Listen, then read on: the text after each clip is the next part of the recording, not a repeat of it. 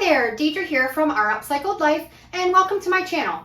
If you're new here, I do lots of upcycling, repurposing, and DIY content.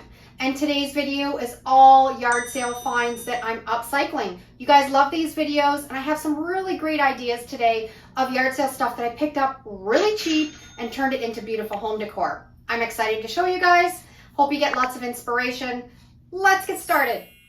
The first project that I'm going to work on is this old cutting board. It had some sort of a painted stencil or graphic on it that was really worn down and looked like it had been well loved. So I am going to give it a upcycle. I'm going to really aggressively sand off that graphic, and it actually was kind of hard to get off because the ink had really soaked into the wood. Used my 80 grit sandpaper and a little bit of time and patience, and I got it all off. When I'm doing a graphic transfer onto raw wood, I like to use my polyacrylic sealer. So that's what we're going to do on this project. I have this graphic of Grandma's apple pie, and I'm going to apply it to the cutting board with some polyacrylic sealer. I'm going to set it aside. I've let it dry. It doesn't take as long as in Mod Podge, just takes a couple hours. So it's all dry now. I'm going to dampen the paper and rub it off, and we're going to be left with this really cute graphic on this cutting board. I'm going to seal it up with my matte clear polyacrylic sealer, and it'll be ready to display in my kitchen. Now, the reason I use the polyacrylic sealer method with this is I find the Mod Podge, it shows a bit on raw wood where this blends in better, and you don't have that outline of the Mod Podge when you do that type of a transfer. Love the way that this turned out. You could do up one of your favorite recipes and apply it to a cutting board. Such an easy DIY. This would also be perfect to do up for a gift and use one of your favorite recipes to share with a friend or a loved one.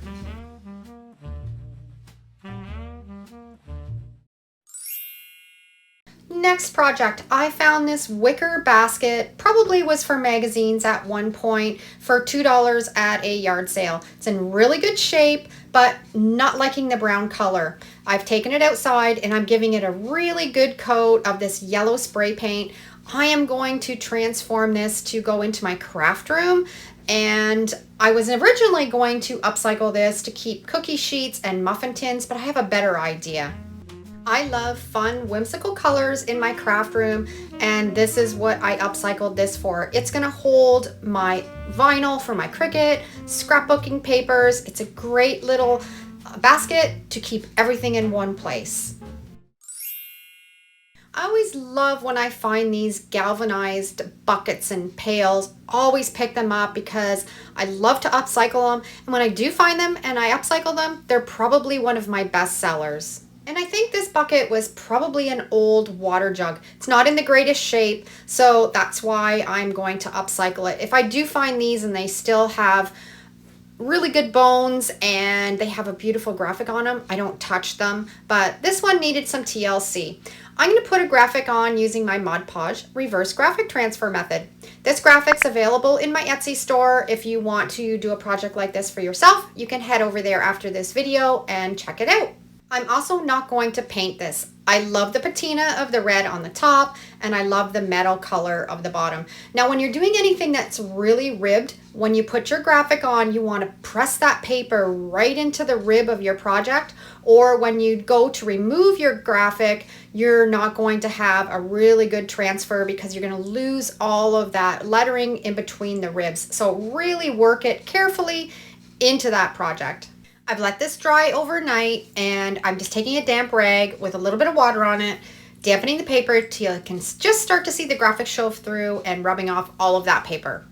Now, doing a transfer method on a ribbed surface like this can prove to be a little bit tricky, but if you just take your time and just slowly rub the paper away, you can have a beautiful looking graphic on your project, and it'll definitely be worth the effort. I like to just do small sections at a time, just slowly rubbing the paper away. This is never a perfect transfer. You're always going to have bits and pieces that are going to rub off, but I think it just gives it character. Sealed everything up with a polyacrylic sealer, and it's ready to put a plant in or some fresh flowers and display on your porch or your deck or even in your home.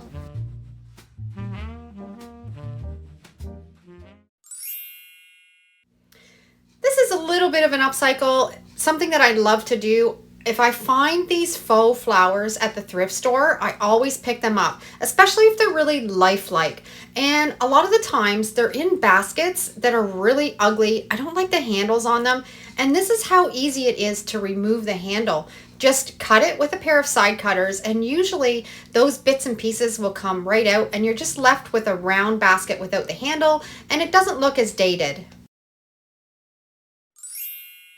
Fifth project, we are going to upcycle these salt and pepper shakers. Always see these at the thrift store. Next time you see one, you're going to want to pick up a set after you see how I'm going to upcycle this. Now, these are some curtain hooks that I had that I actually tried to rust. If you didn't see my rust video, you can check that out afterwards. It was kind of a bust, but I did have some things that worked really well, and rusted. These curtain rings were one of them. Now I've just spray painted these salt and pepper shakers just with some matte white spray paint, and now I'm just, well, it's still tacky, rolling it in dirt. I'm trying to make these salt and pepper shakers look like stone or like cement. So I'm going to do a couple different layers of colors and put a little bit of the clear coat on, then I'm going to rub in a bit more dirt, then I'm going to put on some more white spray paint, just kind of layering until I get that stone look. Now this is going to look worse before it looks better, but I love incorporating that dirt or that sand into this because it just gives it that texture that we want to make this look more authentic. Just layering up a little bit of white spray paint, letting that dry, maybe rubbing on a little bit more dirt, putting on a little bit of the clear coat, and then putting on a little bit of the black, just until you like the look of it. That's what I am trying to achieve, is like that marble stone look. I've got them all finished. I like the way that it looks, and now I've got some old rusty wire. I'm going to cut two pieces the exact same length, and they are going to be attached to these little claws off of those curtain rings. Hang tight, because when you see this all put together, you're going to love it. I'm just going to cut that claw off of that curtain ring, and then we're going to glue it onto that piece of wire. And I'm going to make two of them, one for each salt and pepper shaker. I'm using my super glue from Gorilla. It works fantastic, and it bonds metal to metal really well. I'm going to place that wire exactly where I want it, put the glue down, and then set it aside and let it dry completely. They're completely dry now, and we are going to put those right in the top of that salt and pepper shaker. And this is what I created, a beautiful spot to put some vintage looking photos or a little piece of artwork and display in your home. And you can use more than one piece of wire and put in multiple photos into these little salt and pepper shakers. I love this idea. I hope you've enjoyed all of today's upcycles. I'd love to know down in the comments which one was your favorite. And if you love this video, I'm sure you'll love either of these two. And if you like this kind of content, I'd love for you to follow along. Thanks for watching. Have a great day, and we'll see you in the next video.